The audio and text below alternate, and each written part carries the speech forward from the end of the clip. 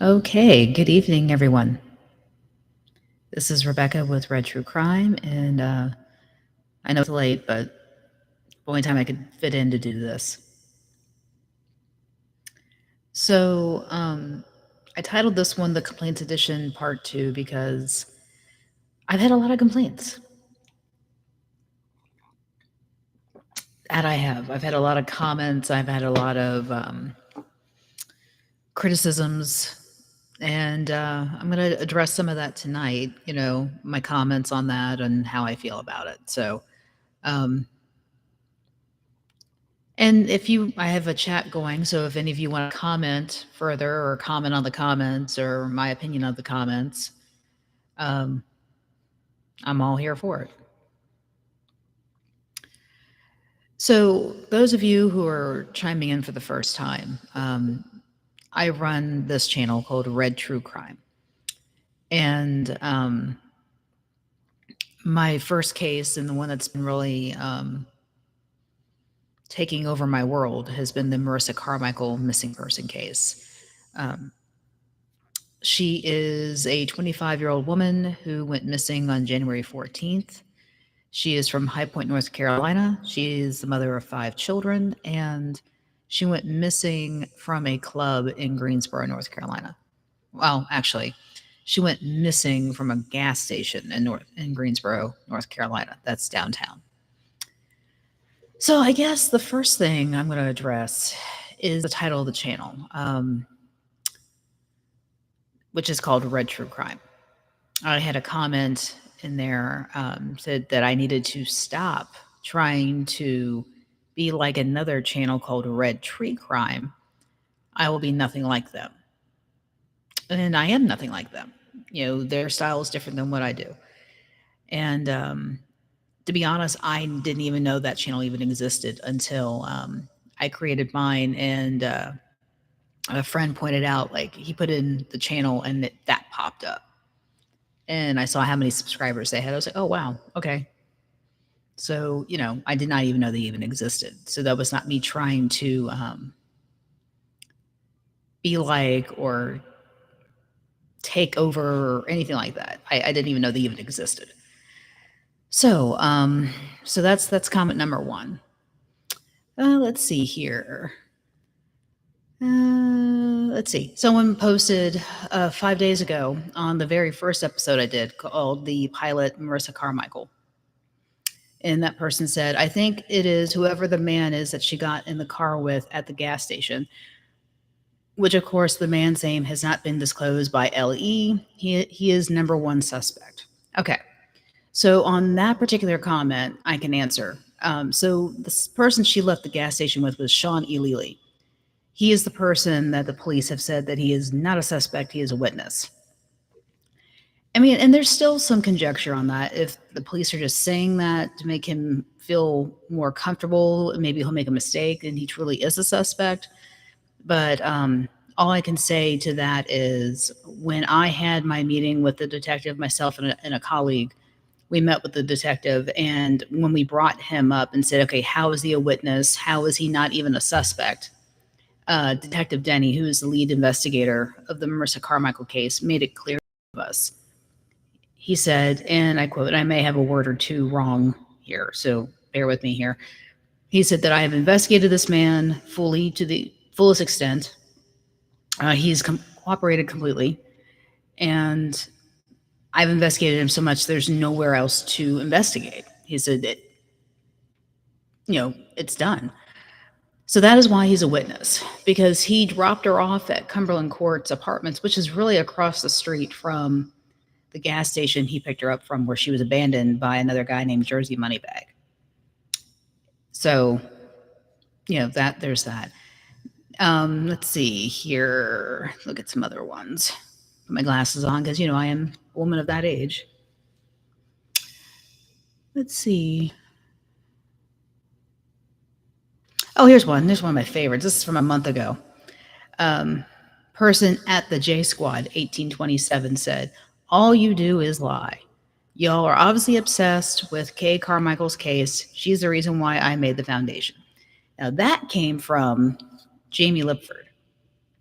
She's a friend of Marissa Carmichael's, and she created a foundation called the Missing Person Foundation. So she says she's out there passing out flyers and helping look for missing people.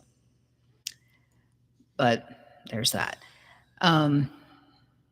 She says all I do is lies because one person I've talked about ad nauseum is Mo Dallas. He's a promoter, club promoter in downtown Greensboro and around, and he has a company called Moses Magnetic or Magnetic Promotions.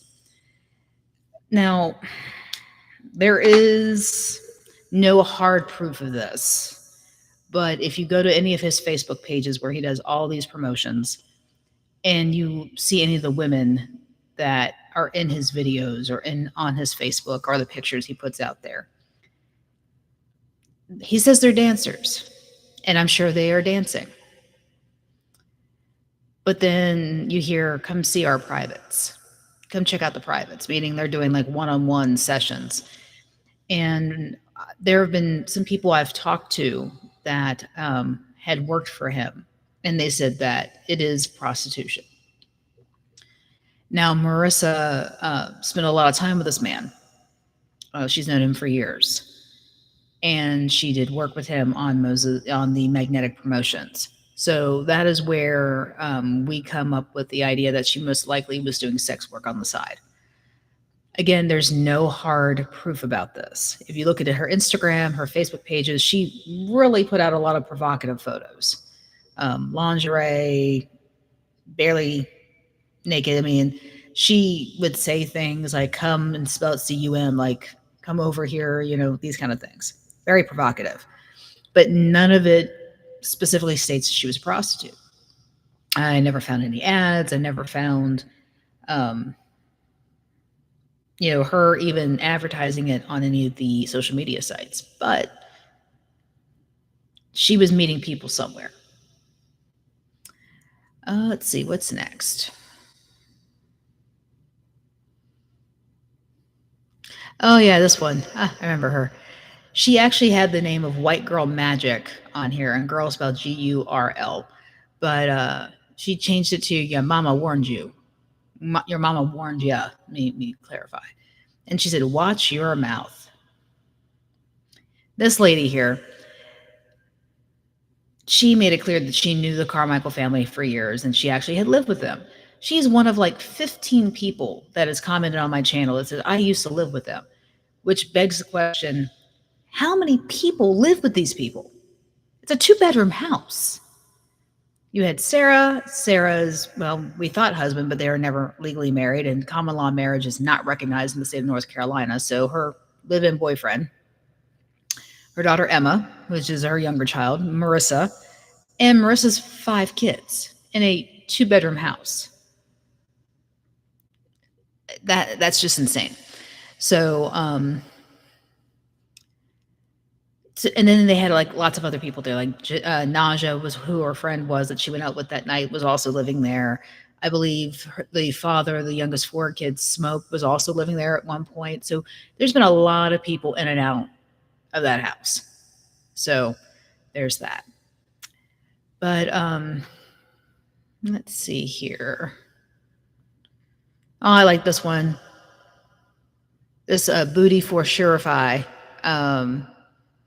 Because there was a lot of the first complaints edition I did, it was a lot of me defending myself. And this woman says, you do not have to defend yourself. I only learned about this missing woman through you, not her mom. Just do what you do. Sadly, she isn't coming back. She is most likely deceased, but she deserves justice. You were right. Her past life tells her story and helps. Hopefully someone can step up and raise these children. So thank you so much for the positive comment. I really appreciate it. So one of the biggest criticisms I've had on this whole thing has been her past doesn't matter. What she did in the past doesn't matter. Why are you looking into that? It doesn't matter. All you're doing is slandering the name. All you're doing is throwing dirt on her and whatnot. Now, when I bring up her past, it is not to throw dirt, it is not to sling mud, it's not to slander, it's not to make her look bad. But you have to look, when you look at a missing person case, you have to look at every part of that person. Her past, her present, the people around her, the people she's friends with. You have to look at all of that. And if she had a history of drugs, if she had a history of prostitution, if she had a history of running away, all these things come into play because that is part of a behavior. Even a past behavior can explain a future or current one. So that's why I bring that up, because again, you have to address all that. Let's see. Now, here, about a month ago, I got a condolence message from my light skin type person. She was actually one of the first commentators I had on this channel. I haven't heard from her in a little while, so I hope she's okay. But she was a little critical in the beginning and then has since softened to me a little bit, I guess, or maybe I've softened. I don't know. You take your pick on that. But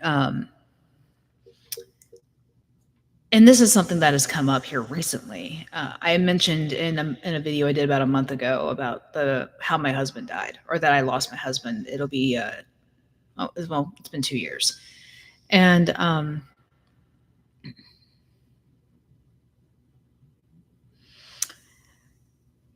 I will tell you, his life and his death deeply affected me.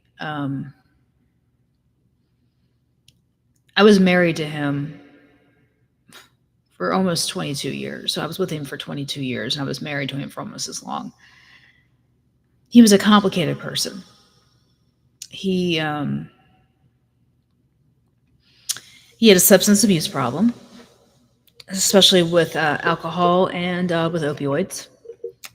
And when you have someone who lives that life, it makes it very, very difficult and complicated for everyone else around. The abuse was bad. I mean, you name it, it was just bad. Now, there is a YouTuber out there, or I don't even know if she even has a channel. She might just be strictly on Facebook. But her name is AJ Always Something. And she really, really likes to just try to annihilate somebody. She doesn't like you. Watch out, man. Let me tell you, she is just diabolical. And she went so far as to research me a little bit, which is fine. I mean, it's what you do. And but she found out, about my husband, which again wasn't a big secret because I've talked about it ad nauseum too over the last few months.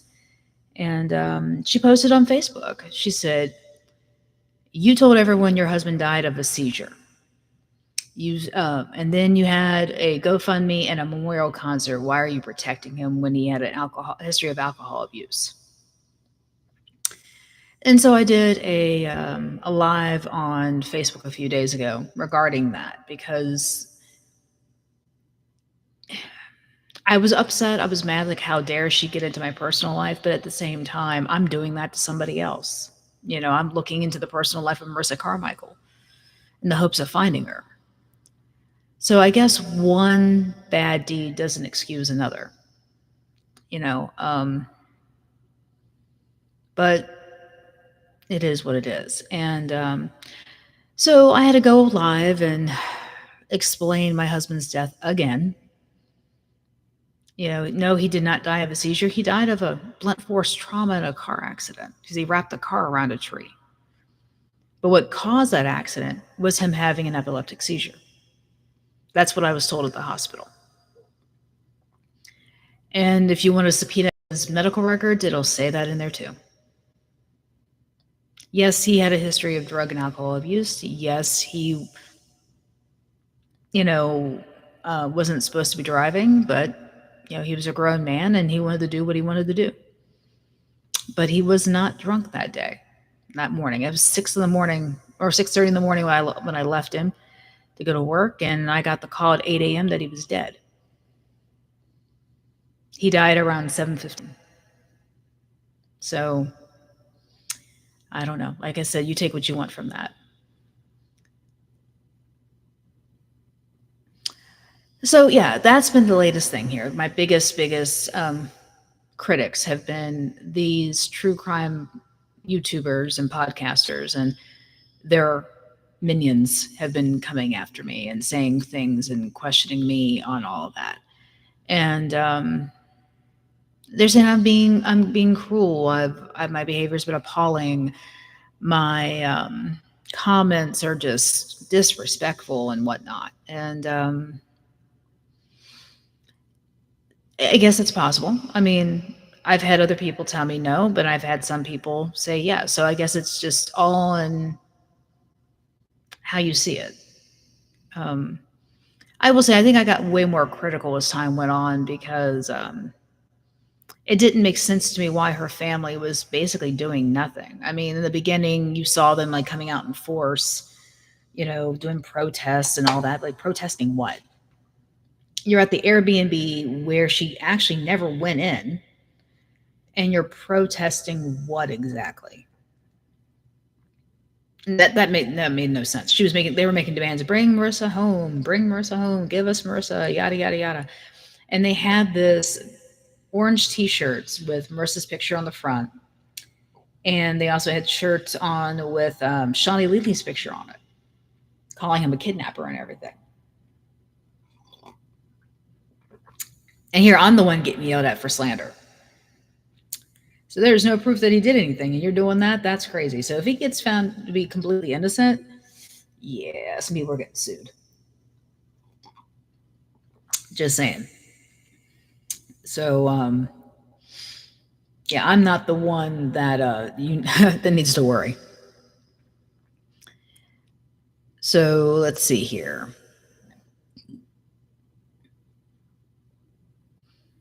Looking for all my okay, and then there's that woman again, white girl power, or ya mama warned ya, saying, "Why are you speaking on her mother?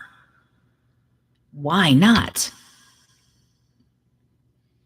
I mean, come on, why not? I mean, she's the one doing the circuit of true crime podcasts. I mean, I don't blame her. I mean, not hating. I mean, you want to keep Marissa's name out there. I completely support that. But you going out there with a narrative you're telling people, that's wrong. Like, she gets on there and she's like, "Yeah, Marissa went missing, and Marissa was convinced to go out of the house and leave and go out and party, and she wasn't. She was supposed to be at work that night. Yada yada yada." Yeah, Marissa didn't need to be convinced. There's text messages between her and Mo planning the night. So that's lie number one.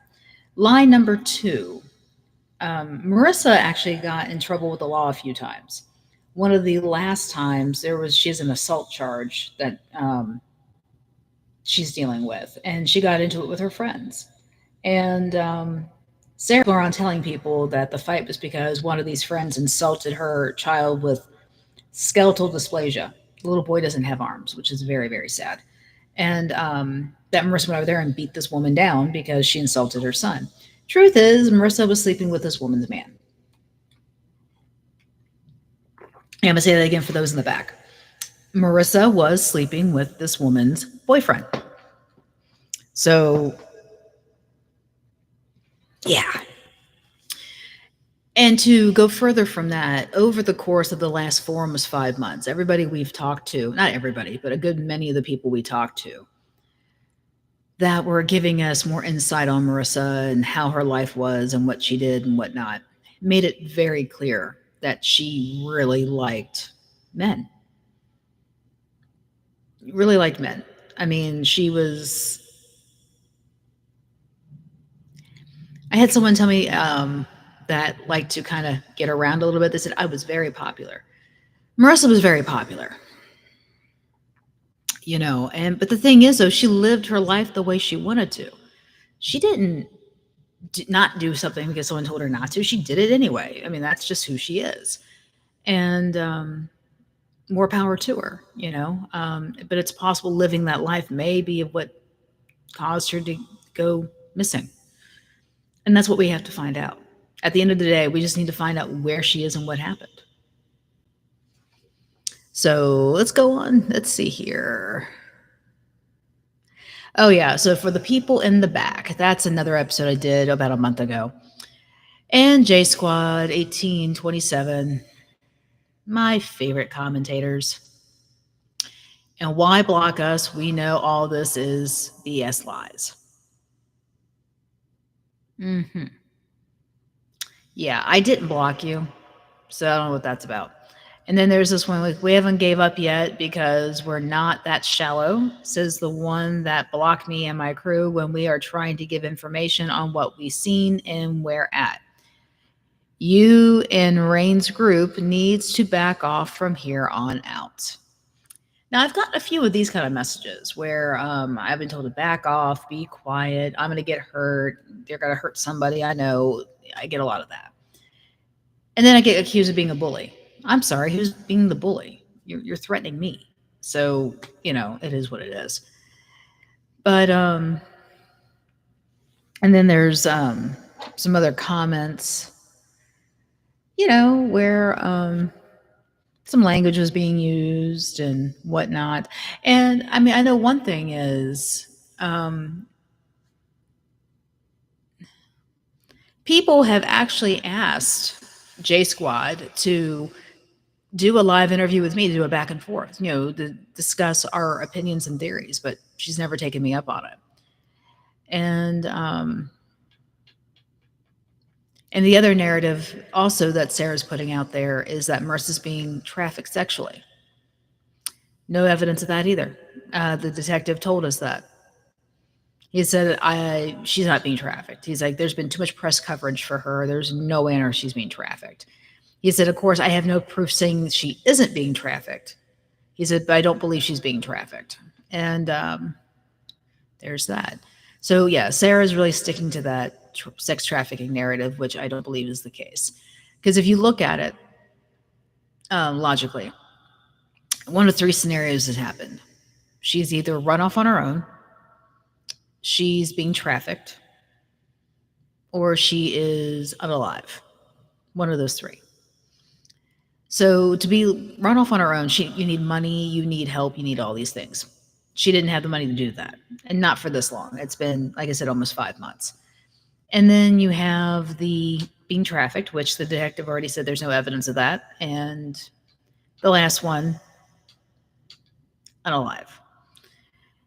And after all this time, that is where we really need to kind of focus on, is on that last one. I hate to say that, but it is what it is. I mean, this is what happens when people disappear for this time.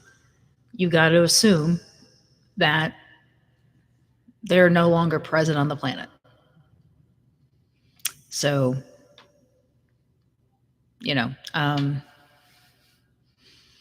as a mother, I can understand that. I mean, Sarah literally had her head in the sand on that, and I don't blame her for doing that. Early on in our chats, before she decided to not like me anymore, and honestly, where that line came, I was speaking on Marissa, and she was agreeing with everything I was saying. And when I started talking about Mo, she gave Mo my phone number, Mo Dallas. And then Mo Dallas called me and made a threat. And I was like, what the heck? So at that point, Sarah was persona non grata to me. But yeah, it's all been crazy. Like right here, J Squad, a month ago, I did a episode called Sean in Jersey Didn't Do It. And this is after I've already talked to the detective, and I basically, put out there, he said Sean in Jersey didn't do it. Like he told us, I've investigated both of these guys. They've cooperated fully, blah, blah, blah, blah. They didn't do it. And J Squad said, you all need to stop coming for my people and blasting them out on social media platforms. Y'all are going to end up getting hurt, so stop with all the bullshit. Now tell me that's not a threat. Y'all are going to get hurt, but it is what it is. So, yeah, so there's that. Let's see here.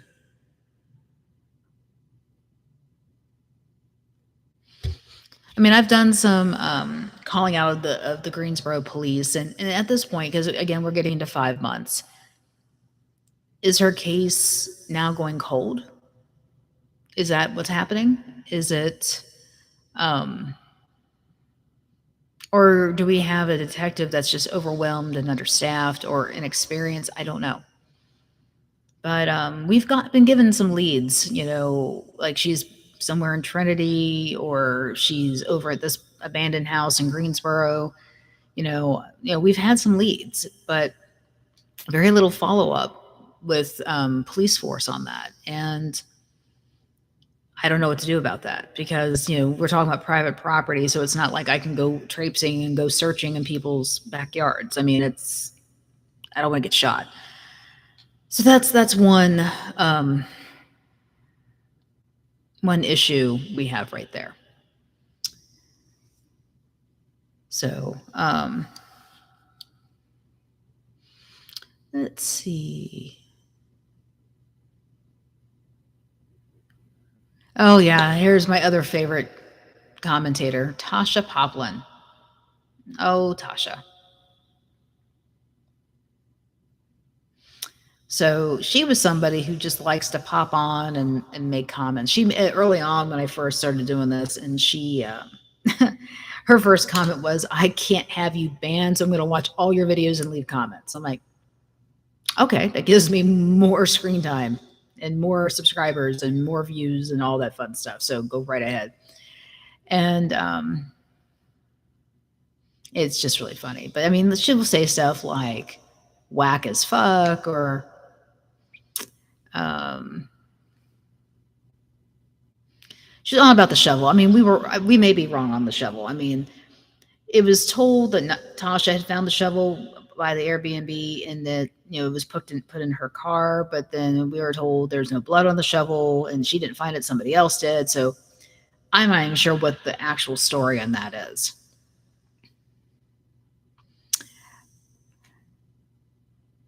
And then she also said I need to stop telling that her story had changed. And I think this is one of my favorites. No, I comment as I'm watching. Thanks. That was funny.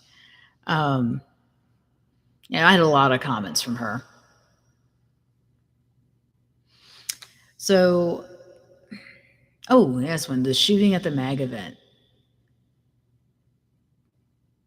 Wow. Yeah, that's one thing. I don't understand how Mo Dallas is still not being investigated fully because between Marissa being missing and him having a physical relationship with her, like a sexual physical relationship with her, a lot of his promote parties for over the course of a few months were getting shot up. People were getting killed. So I'm just shocked that he's able to still do business here. Because it just seems like, I mean, I'm not saying he's causing the shootings and he's making people shoot, but he's just bad luck. He's had some dancers that have either died mysteriously or have disappeared.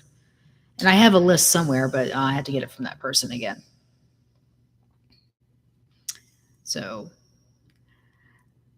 but I mean, one of the biggest comments has been, why isn't GPD commenting on this? And they just haven't been commenting. I had asked the detective that, a few months ago, and I asked him, I said, why aren't you making a statement? It's been all this time. What's going on? He said, we have nothing new to report. And they're still sticking to that. So now, let's see here.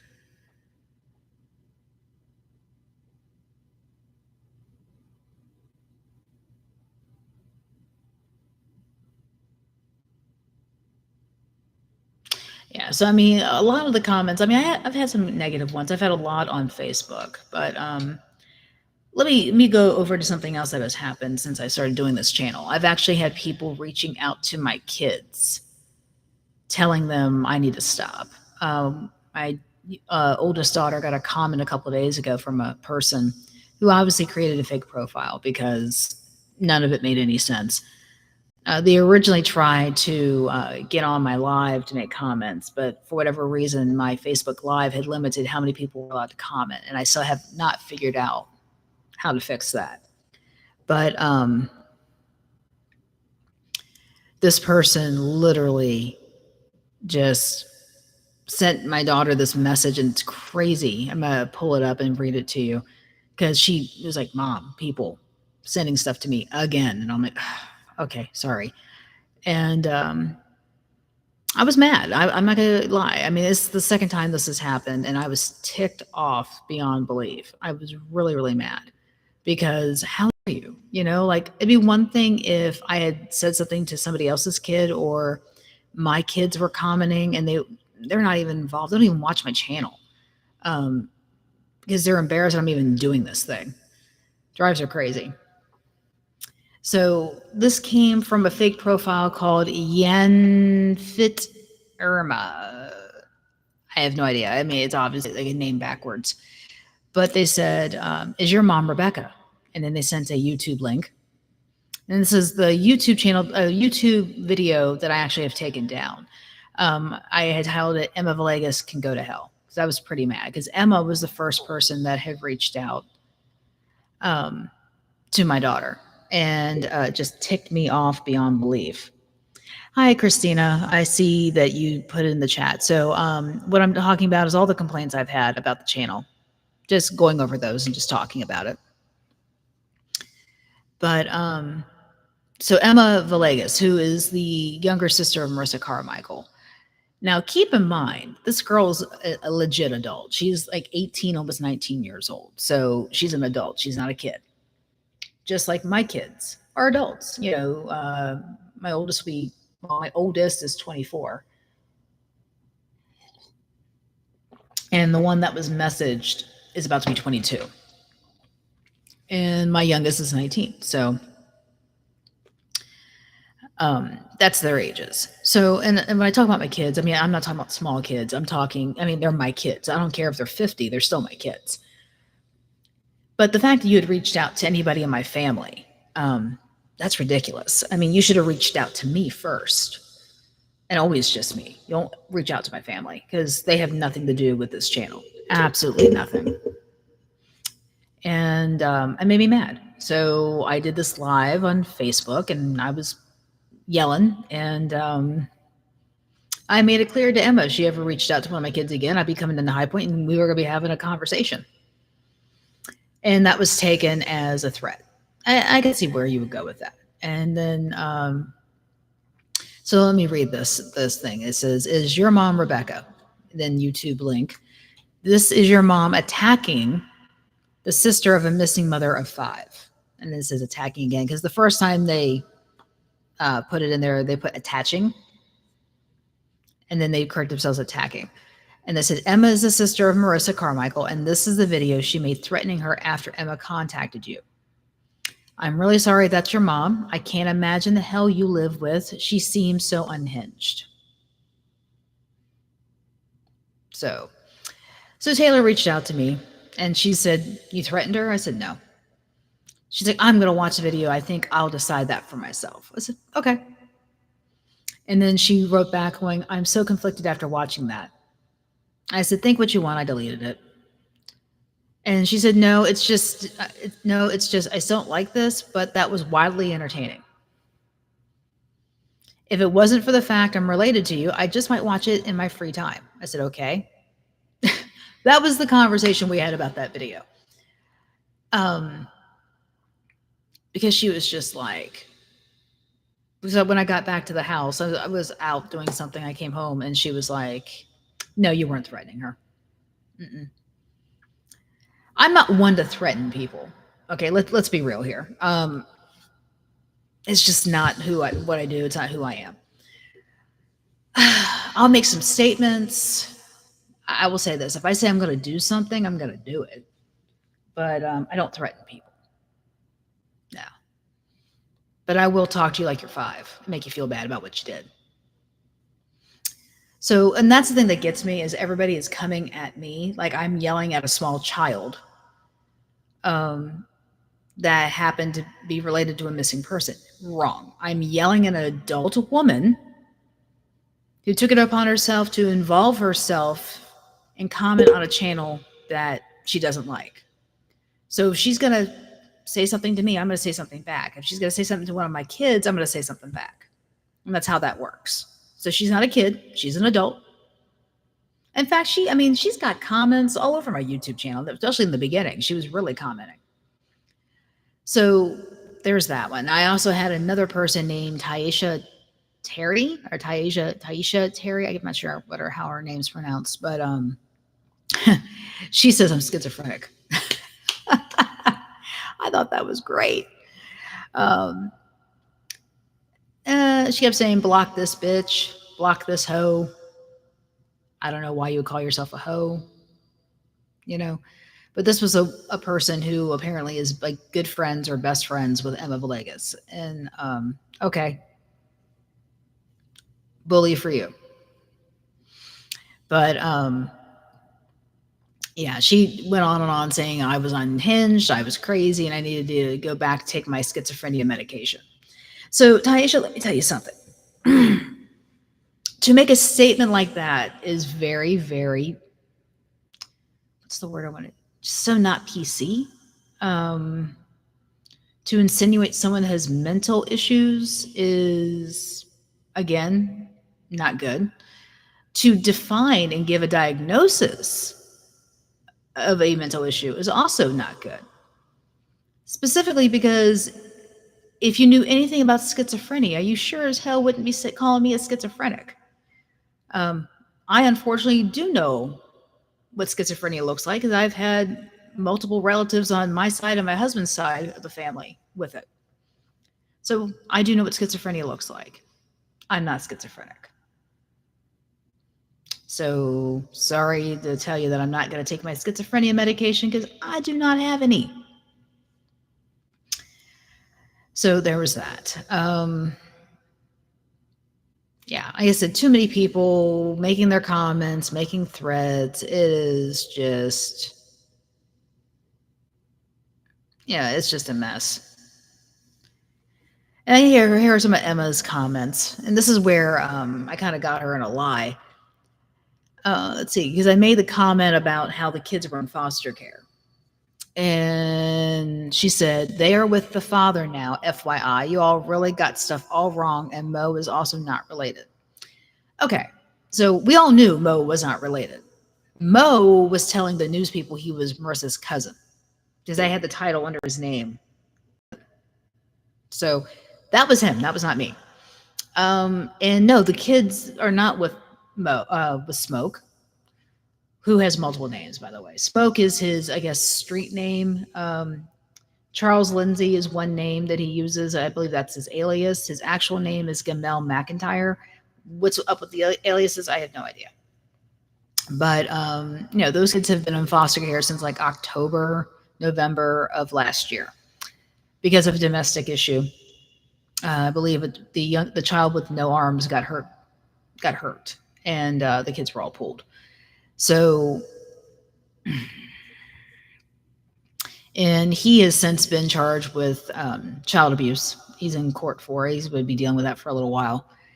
And he also has a history of domestic violence charges against different women, Marissa being one of them.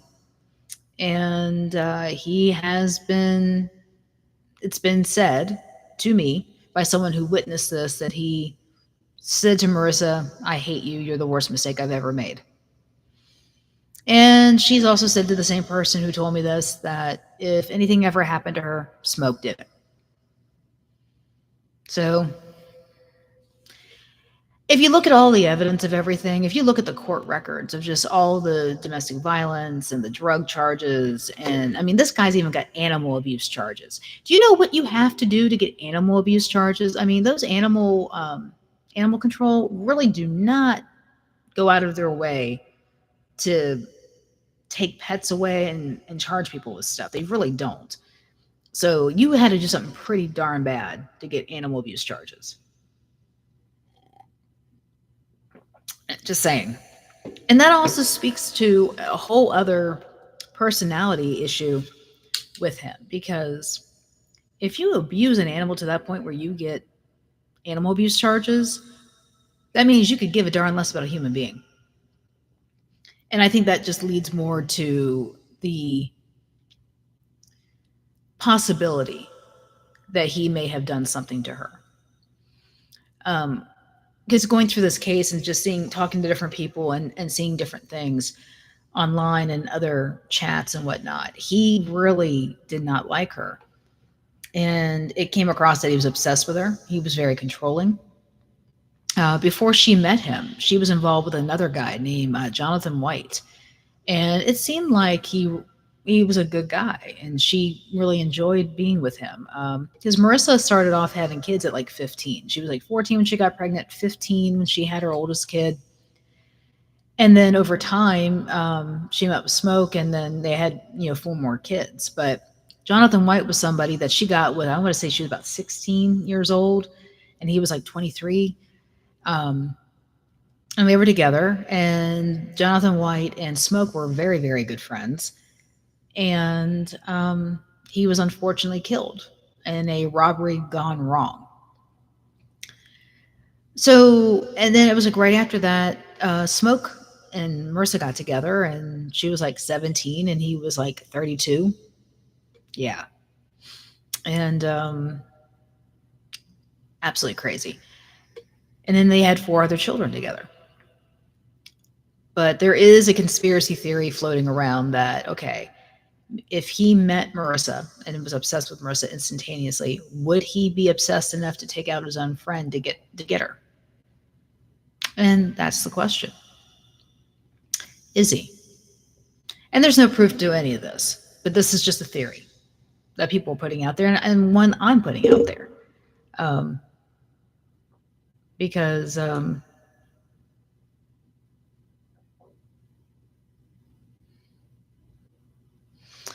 mean, I understand, you can't really ignore any potential lead. You really can't. And I consider that a lead. I really do. Or at least a lead towards a motive, because I think when it comes to a case like this, or most cases where people go missing, or there's a homicide involved, it comes down to basically 2 reasons: money or sex. And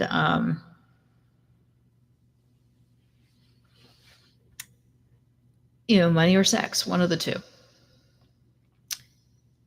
And he was obsessed with her. And I mean, I think it goes to sex, it really does. If the prostitution angle is proven, that could lead towards a motive of him hurting her to the point where she is no longer alive. And that's a very sad thing. I understand a situation like that all too well. My late husband, he didn't pay too much attention to me, but he didn't want anybody else paying attention to me. And if they did, there was hell to pay on my side. And that's something I dealt with for 2 decades. And so I understand that psychology all too well.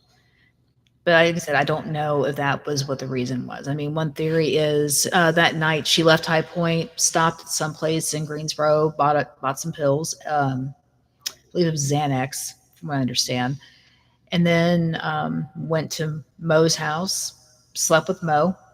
Naja left, went to her boyfriend's house.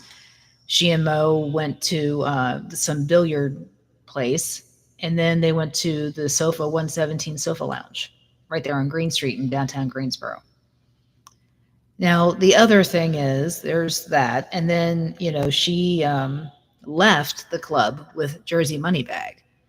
Now, at that point, they're supposed to be heading over to the 2 to 6, the after hours party at the 444 Gorell Street, the Airbnb.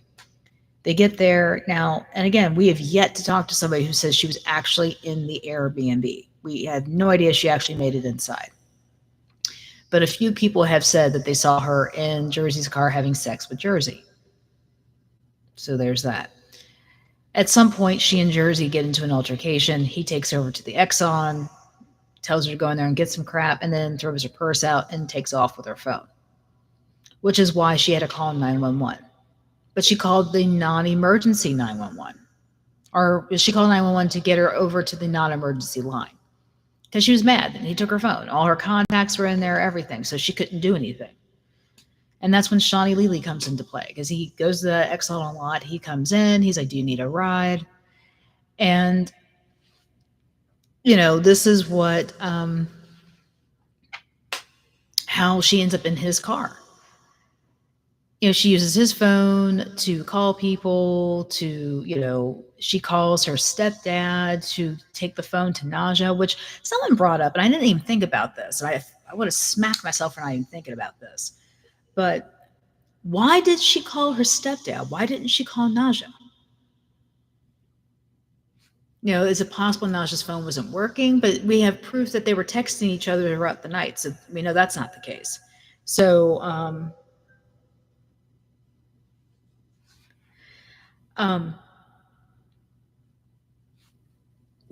it's crazy how it all worked out. So there's that conjecture. Why did she call her stepdad and not Naja first? But he wakes her up, gives her the phone. They have their conversation of, "Hey, do you know where Jersey is? I need to get my phone, blah, blah, blah, blah." And, she's like, "No, I don't know Jersey like that." But she gets in that car with Sean, like around, like, I think she called 911 around 3:41, and she's in the car.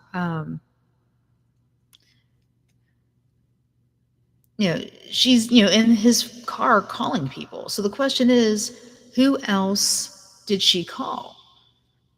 Was it? We know she got a hold of Smoke at one point, because Smoke was supposed to have sent her cashed after some money. So here's my new theory. We were told by another person who was close to the family, to Marissa, Smoke, all of them. We were told by this person that Smoke was paying Tasha to follow Marissa around to keep tabs on her. So how do we know that he didn't go into Greensboro, see her get out of the car with Sean, and then just freaking lose it?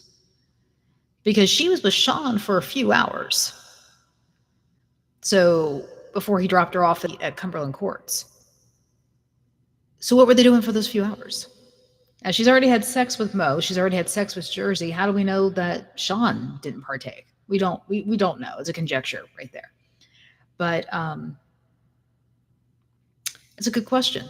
Did Smoke see something that just enraged him to no end? And then we also heard from somebody who said that they were talking to Tasha that night. And she said, "Yeah, I'm on my way to go get Marissa, or I'm on my way back with Marissa," something along those lines. I can't remember exactly what they said. So why has that not been talked about? Why, or checked into, if that is true? Don't know, waiting on that. So, I will say this, doing this,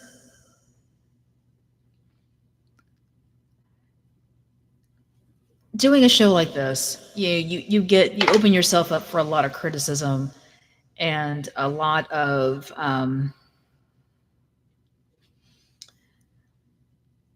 people gunning for you. And it's mentally draining, emotionally draining on all fronts. Someone said, that they have seen a change in me since I've been getting a lot of the criticisms that I've been getting, a lot of the harsh ones anyway. And they said, you're different. You're not. It just weighs on you heavy, and you're just not even the same person. And yeah, it's definitely something. You don't go into this lightly, or if you do, I think a lot of people get out of it quickly if they can't handle it. So I'm not gonna lie. It had me rethinking what I was doing here. But now it's like, okay, I've come this far. Why stop now? So, once this case with Marissa comes to whatever conclusion it comes to, I'm not going to go away. I'm just going to talk about other cases, because there's just so many that can be talked about. So many. I've already talked about Helen Dalton, who is the oldest missing person case in Greensboro, and it's also the oldest missing person case in the state of North Carolina. 61 years. 61 years. And that's never been solved.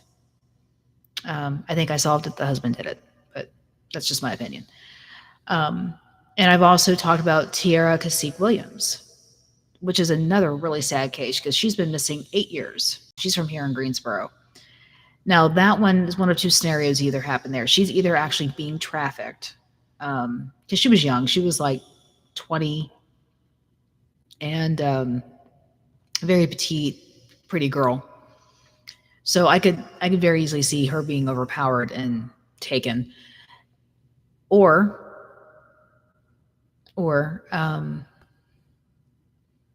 she is no longer present because she did meet up with somebody that nobody knew, and we don't know what happened there. But it's been 8 years, and there's no update on her case whatsoever. So I do, like I said, I do these events, or not events, but these videos and whatnot, because there's too many people missing out there, not just here in Greensboro or the state of North Carolina, in the country. Anybody who's a person of color or female, for the most part, they just, their cases are just not taken as seriously as others should be, or as theirs should be, and others are taken more seriously than they probably shouldn't be.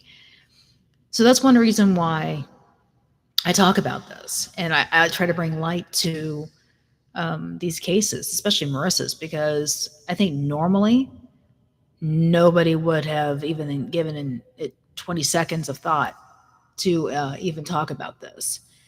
And that's incredibly sad because, it needs to be talked about. There we go. That's better. But so the next case I will be discussing at some point, and I haven't decided when I'm going to do it yet. I still have a lot of research I got to do. And that's going to be the Atlanta child murders, because that's a case that is quite interesting. I actually remember that case.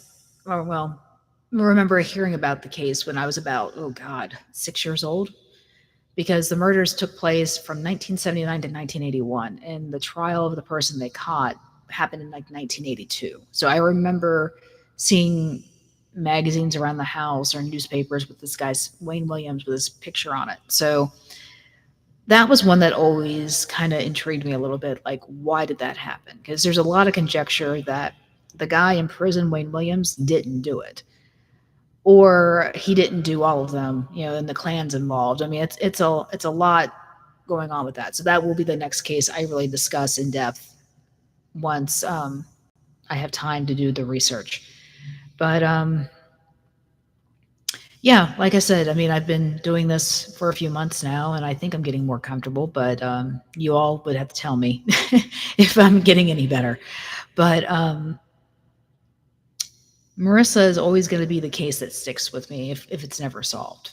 And I actually had another YouTube podcaster. She goes by the screen name TM. She told me it's the first case always sticks with you. And she told me what hers was. And I'm like, yeah, okay, I understand that. So this one's mine. I even avoid talking about the Sebastian Rogers case because, you're talking about an autistic teenager, and I have an autistic 24-year-old. I don't even talk about Sebastian Rogers because for fear of people accusing me of, like, I don't know, just exploiting my son, in a way. So I don't even, go with that. But, that's another case that is so sad, so incredibly sad. And who knows where the end result of that's going to be. But there's always cases. There's always people missing, always people no longer alive. I mean, there's always something to talk about. But like I said, mine are going to be mostly focused on women and people of color. And those are the ones I think need to be talked about the most. So I guess that's all I have for tonight. Like I said, I've been attacked viciously online. And I actually had a criticism from somebody in my group saying I don't go hard. I don't get angry. Oh, trust me, I get angry. I get very, very angry. I just don't think it's good to show it online. I mean, AJ's always something. I mean, who's been the biggest attacker of me, which is crazy because like I got people actually who knew the missing person, Marissa, like knew her, and they have said some stuff to me. But this chick doesn't even know Marissa, and she is like all over my page and everything, saying everything. And people in glass houses shouldn't throw stones because we did some people in the group I belong to did a deep dive on her butt, and let me tell you, wow, wow, criminal history longer than my arm. A lot of fraud, a lot of identity theft, a lot of that stuff. So yeah, so anybody out there in the true crime world that works with AJ Always Something or even talks with her, beware. You make her mad, she's going to make your life hell. And she kind of has on mine, and I just block her on things. So, it is what it is. I mean, the low blow on her end was coming after me about my husband because, and that's the thing I didn't understand. I've never spoken to this woman. I've never commented on her material. I've never commented on a channel. I've not done any of that.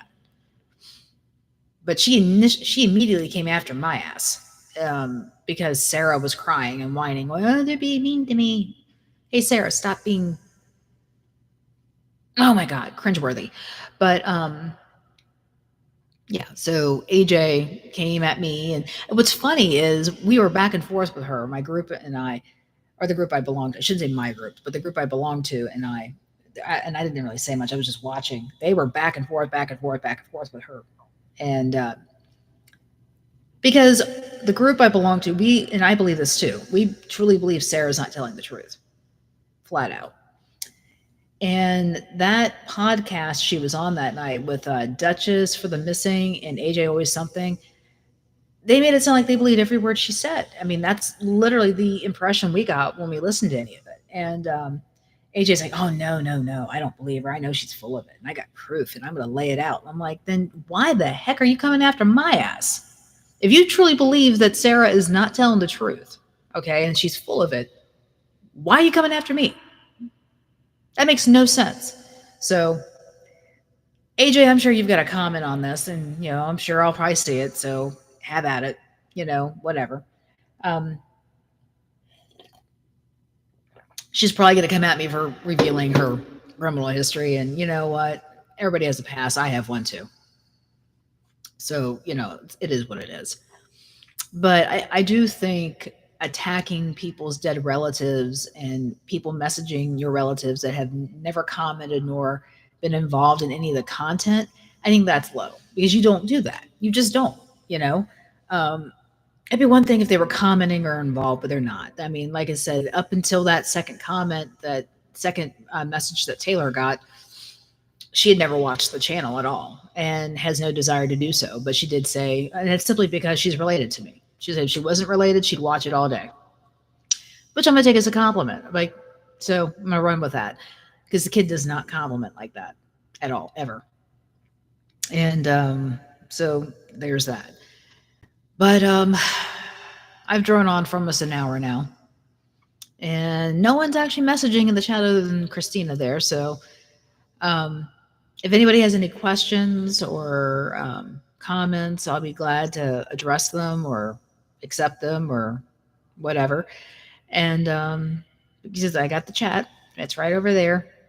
Chat right there. So and this is my first YouTube live session, which is kind of cool. I've never done a YouTube live, so this is my first one, and this is really neat.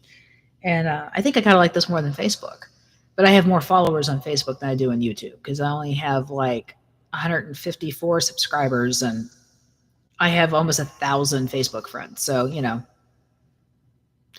but there's less restrictions on commenting and being involved in lives on YouTube. So it is what it is. I will be taking the link from this and putting it on Facebook so people can see it and comment on it on that end too. But Yeah, like I said, I got nothing now. So if anybody has any comments, let me know. Be great. Okay.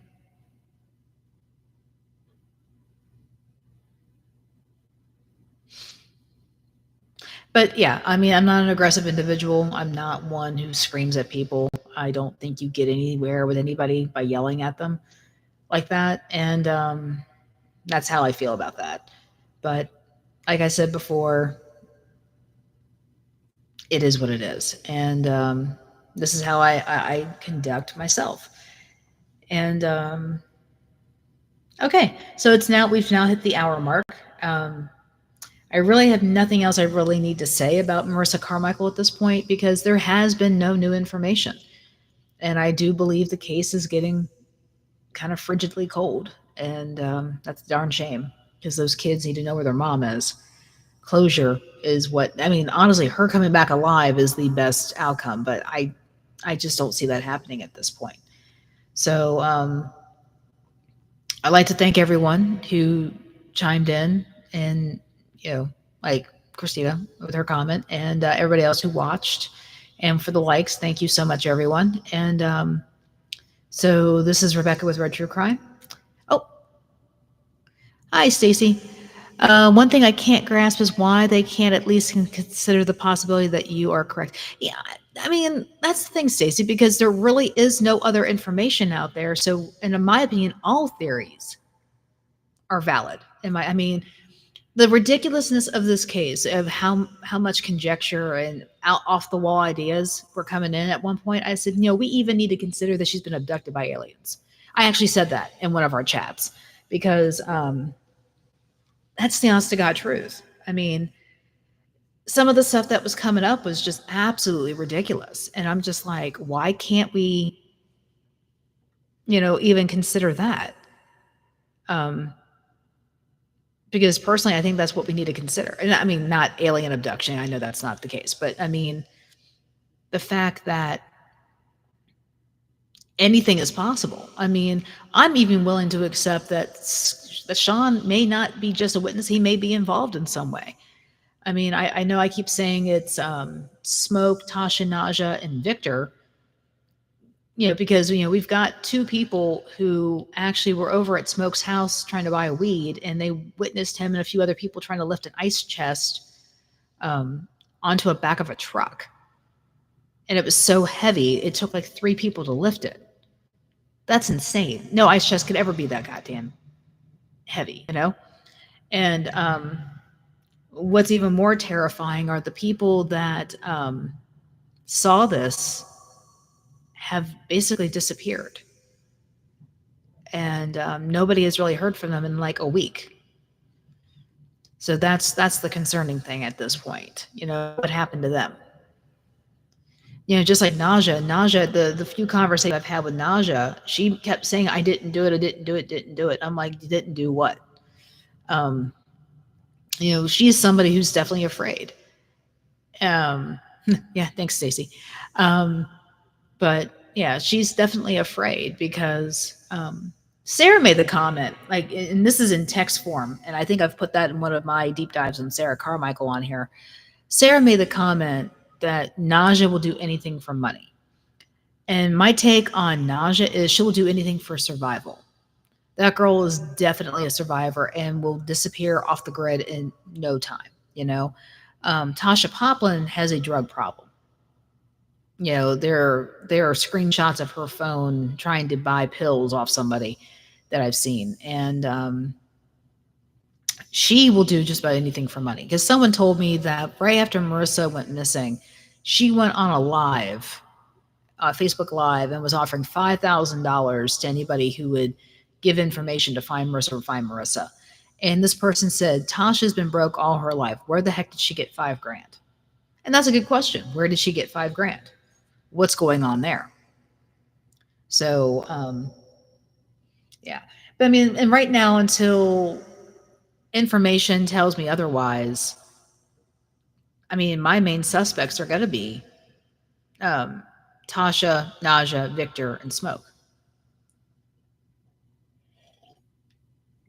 But I am completely open to any other possibilities because, I mean, I am not so full of myself to think that I am the only person with an idea. I mean, you have to look at everything. You really do. That's why I think her past is so important because you can't ignore it. You have to at least consider it could be somebody from her past that could be causing this situation.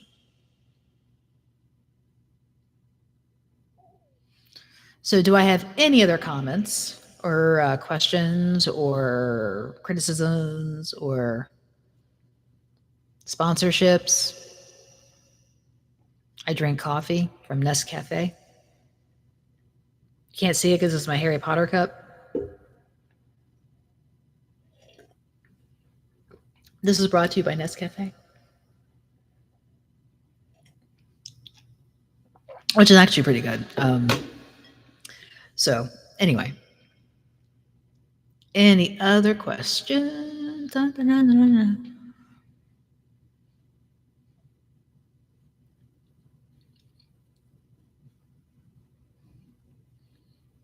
One thing I've noticed with YouTube, you can't see who your viewers are. I tried to click on it, it wouldn't show me anything. Why hasn't it been more news coverage of her case, Christina? Yeah, it's a very good question. I said this before. When she went missing, I mean, it was literally like within 48 hours of her missing, it was all over the place. I mean, it was on People Magazine's website within the first week. Talking about her missing, which was insane because I mean, it's like, wow, this made it to people. And so you had a lot of coverage, even up to the first 30 days. There was a lot of coverage. I mean, even to the point where the news stations did a special, hey, it's been 30 days and we haven't heard anything, we don't know what's going on. And it was also within that first 30 days that the police made the comment that Sean was a witness and not a suspect, all of that. And then it became 60 days. They did a special, hey, it's been 60 days since she's been missing, let's do this little special. But when it got to 90 days, not a word. When it got to 120 days, not a word. And now we're about to get to 150 days, and there still has not been any update. Other than people like me who are talking about the case, I just got a message from a person who runs the Missing Black People YouTube page, Facebook page, and he wanted to cover the case, so I sent him some information. So I mean, I know the YouTube podcaster TM, she had asked me for some information because she just got into the case, had not even heard of it. She's not even from here, so which makes sense. And I understand that. So I had given her some information, like this is where you need to start, and you can investigate and extrapolate from that point and come to your own conclusion, because that is just what it is that you need to do. Because like I said, all possibilities need to be considered. And it doesn't hurt to have another set of eyes like looking at the same information you're looking at, because they could actually interpret it differently than what I did. And I'm completely open to anybody's interpretation of what information is out there. But if you look at just the court cases alone, between the child support case, the domestic violence case, the assault case, all of that, it really paints a picture with the end conclusion of what most likely has happened to her, that she is gone permanently, and it's due to this series of events. Because if you look at it, like in October of 2023, she had filed a paternity, medical support, and child support case against Smoke. She also had filed one against another man named Thomas Elvis, who's supposed to be the father of her oldest child. Now, let's see here, 4 days before she went missing, she voluntarily had the case dismissed against this guy. So now why that is, I don't know. But I can assume, because paternity establishment was part of that case, it's possible she had it dismissed because he wasn't the father of the child. I don't know. But when she went missing on January 14th, 2 days after that, she was supposed to be in court for the same thing against Smoke for the other 4 kids. And that case was dismissed because she didn't show up. Now that goes into the money motive, in my opinion, because 4 kids, if he's never paid child support, they're going to come after him hard for back support and everything for those 4 kids. That could be a great deal of money he would have to come up with. And he has like 6 other kids with other people. So he's got like a total of 10 kids. That's a lot of kids for one guy to shell out money for. So who knows on that one. But yeah, I mean, I guess that, in my opinion, could be a motive for any of this. He just didn't want to pay out the money. And I actually had somebody say, oh, that's stupid because kids are in foster care. The dad still has to pay money. Okay, that's great. Yeah, he still has to pay the money, but maybe he doesn't know that. Maybe he didn't know at the time when they were in foster care he was going to pay the money. And you know what? Sometimes people don't need an actual reason to do something stupid. How about that? It could be Thursday. Hey, I'm going to go kill somebody. You know? I mean, who knows what his motive was? But I'm saying it could be a motive. It doesn't have to be the motive. It could be a motive. So, it's insane, but it's just one of those things that, one of the criticisms I've gotten on this case, and it's absolutely stupid. It's like, okay, yeah, it may not be that motive. It could be any motive. Like I said, it could be, hey, I felt like eating a hamburger and going and butchering somebody. I mean, look at Ted Bundy. Okay, I hate to, not comparing Smoke to Ted Bundy, but let's look at his psychology. That guy was a few eggs short of a dozen. Good looking, educated, but yet he felt the need to kill a bunch of women and go crazy. Go ham and cheese on the whole thing. And nobody knows why, other than the fact that he was probably mentally ill. Because if you look at the history of serial killers, not saying Smoke's a serial killer, I'm just going down this, my mind is just going with this, but I was telling somebody this earlier this evening that, with serial killers, there's almost always a tie to a bad relationship with a parent, especially with men. If men had a very, very bad relationship with their mothers, that usually plays a role with them serial killers. Same thing with women. Female serial killers, if they had a bad relationship with their father, now they're just killing all these men. So it goes both ways. So who knows? We don't know what Smoke's background is. We know he goes by different names. Why? I don't know. But, we have no idea what relationship he had with his parents, if one at all. We don't know. But the man is very brutal, and every person that's ever talked to me about him has said, do not let him know I spoke to you because he's crazy. I'm not saying he's crazy. I don't know the guy. But people who do know the guy, this is what they're saying. He's crazy. So I'm going to take their word for it. So any other questions or comments?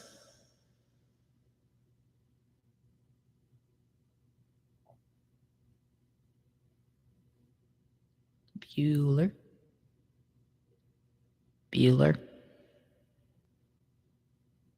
I might watch Ferris Bueller's Day Off after this. Since I just had a whole bunch of coffee, I'm not going to sleep anytime soon.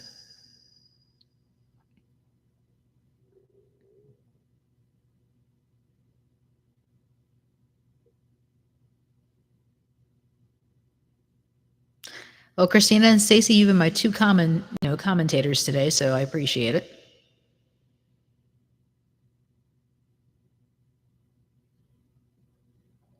Anybody got anything else? No.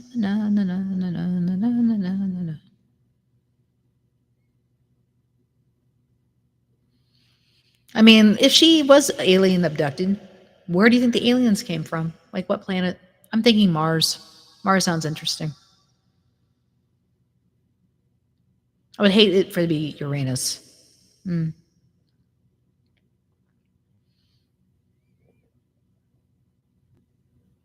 But honestly, I don't think she's been alien abducted because that would be ridiculous. People would definitely then be commenting on my mental status at that point.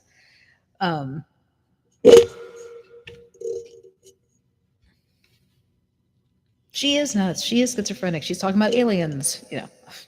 No, not like that at all. My older brother, funny story. My older brother, his name's Jay, and he's 11 years older than me. So he's a bit of a he was a bit of a screw loose kind of guy. So I was coming home one night from wherever I was. This is long before I ever married and had kids. And he lived across the street from my mom and I. And he was just sitting in a lawn chair with beer on his outside of him, looking up at the sky. And I get out of the car, and all I hear him go is, I'm going to see one. It has to happen. I'm going to see one. And I'm like, what on earth is going on? So I go over there. I say, what are you doing? He looks at me. He's like, oh, hey, what's up? I said, no, what are you doing? Because you're sitting here with beer and you're looking up at the sky. What's going on? And he's like, oh, yeah. So I've decided that aliens are real. And I'm going to sit out here all night until I see one, or until the 6-pack is done. I was like, okay. So I went back across the street to the house, went in, and I sat in the dining room and just kind of looked out the window and watched him. He kept drinking and kept looking up at the sky. And eventually he just kind of passed out in the lawn chair, which was kind of funny. And I went over there and drew on his face because, that's what younger sisters do. So God love him. All right. So I got another comment from Christina. It's hard to tell what really happened to them, too, with all of them people involved. That's just too much drama. Are you trying to say drama or DNA to tell apart? I got this little heart emoji thingy here, and that's too much DNA to tell apart. That's a good question. I mean, like I said, we've had multiple people say she was sleeping with Mo that night. We have multiple people saying she was sleeping with Jersey that night. We don't know officially if she was sleeping with Sean. We have no idea, or but it's a very more than likely strong possibility that she was.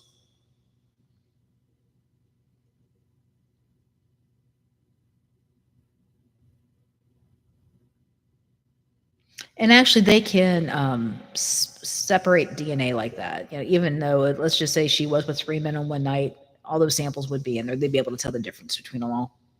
Science has come that far. I actually own a Muppets T-shirt that has the scientist and beaker on it, and it says, "Because of science." That's it. Science. I mean, there is a lab, I forget where they are, but it's called Paragon or Paradigm. I think, I can't remember what it's called, begins with a P. They have just completely gone above and beyond the Call of Duty and like completely blown the science up on DNA, because now they can take a very microscopic sample, like so small, and they can get so much more information than they could like 3 years ago. It's unbelievably crazy. And they've actually have solved so many old open cases because of the technology that they have developed. Like, they can actually take a small sample and get like hair color and I mean, we're talking like blood. You're taking like a sample of blood, and you're getting the DNA from that, and they're able to just analyze it so completely that they can tell you ethnicity. Like, we're talking like, oh, they're Austrian or Swedish or whatever. They have like a Swedish ancestry or whatever, and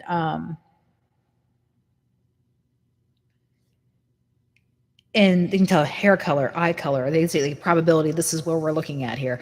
It's absolutely crazy. And now they're taking that DNA and they're putting it on like Ancestry or whatever, uploading it. And that's how some of these cases are getting solved, because somebody's cousin decided to do 23andMe. And guess what? Now Billy Joe Bob down the street that you're related to has been arrested for homicide that happened 30 years earlier because you did your DNA. So I highly, highly, highly recommend to people to put your DNA out there, like on these websites. Like, mine's out there. So, I mean, of course, I've not killed anybody, but you never know. Yeah, it's amazing the things they can find out now. It really is. And there's a podcast I listen to religiously called Crime Junkies.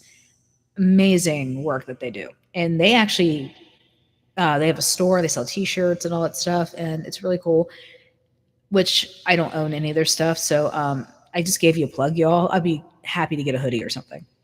Just say. Anyway, but like Ashley Flowers, I read your book. It was really great. But that is amazing. But what they do is they take a lot of their proceeds and they send it to organizations for DNA testing on cold cases, or domestic violence charities. I mean, just there's just so much out there that they do, and that's something I would love to be able to grow this channel to where I could monetize, to where I could do something like that, because that would be so worthwhile. That's one way that I could give back to the community by helping donate funds, because I mean that DNA testing on that level is so expensive, and there's a lot of police departments that can't afford that kind of money. I mean, they just can't. I mean, they don't have it in the budget, and to be able to do something like that and get something solved and clear, that would be just crazy and amazing. So, do I have any other questions or comments? And guys, if I'm droning on too much and not making a lot of sense, please let me know.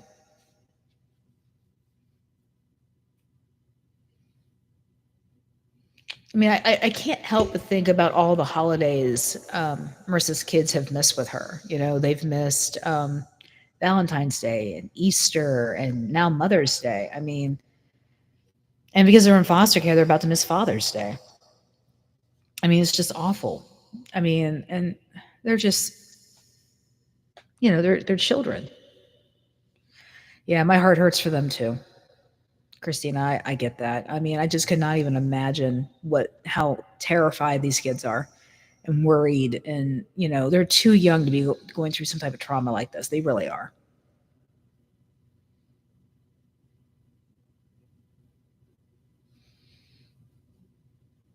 Thank you, Stacy, for laughing at me. I try to inject humor when I can. I mean, it's hard when you're talking about possible murder and kidnapping and missing people. You don't want to be glib. You really don't. And you don't want to be funny, because it's not a laughing matter. But sometimes to break the tension and the seriousness, you have to perform, I guess, in a sense.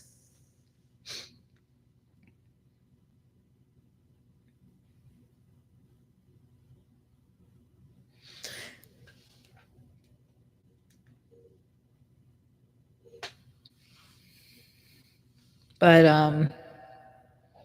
okay, so who is like blown away that the fact that Donald Trump got convicted of 34 felonies yesterday? That just threw me completely. I did not expect him to get convicted. I mean, of course he should have. I mean, he broke the law, but wow. Crazy. But so Christina, you said, I believe they will find the answers soon to what really happened to her. I hope so, because this is draining, y'all. I mean, I'm not kidding. This is really, really draining. I mean, there's some people in the group that I'm with that are taking this way more personal than probably they should. I mean, they're just feeling this like like Marissa's a part of them, and in a sense she is. I mean, she's a part of all of us, that are involved in this case and trying to find answers. But you have to put a wall up to not get so emotionally involved that emotionally you don't emotionally fall apart. I mean, it's really hard. I mean, there are times I don't even sleep. I mean, I dream about what happened to her, and that's the thing. I've got one lady that's been reaching out to me wanting to do a search, but I don't have the volunteers to go do that. I wish I did. I mean, and the other problem is where we need to search in Trinity, that's private property. I don't see those people letting us on that property to look. But if anybody wants to get a search party together, let me know, because I'll be glad to throw my hat in there and talk to the people who own the house to see if we can convince them to go look on their property. But like I said, I've had more than one person. I've had a couple people reach out and say, look, I honestly believe she's out there and in Trinity. And that's sad. That's very sad to even think about that. But At the end of the day, that's what we're trying to do. We're trying to find her. No matter what the condition, we're trying to find her.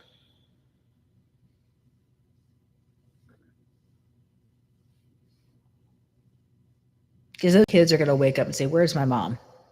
I'm sure they do that every single day. And I cannot even imagine having a child with special needs and being motherless. I mean, my son, I've already said that I had to live forever for him because he doesn't get along with his sisters. And, I always worried, even when he was younger and we knew he was autistic. I mean, I had no idea what was going to happen to him when he, became an adult because you just don't know how they develop over time. And he's a strong kid. I shouldn't say kid, he's a man. He's a strong person. And he's fairly independent, but, he still needs some help. So, anybody else wants to say something? Because I'm at almost an hour and a half talking like this.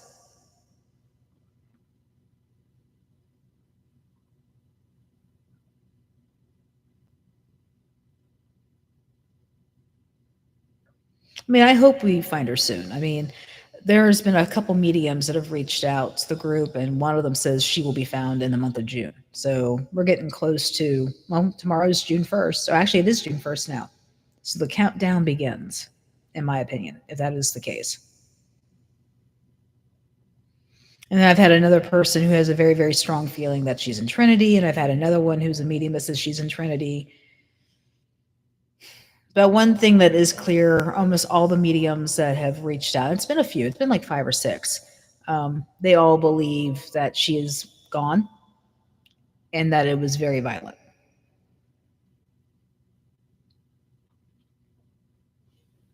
And that aliens were not involved.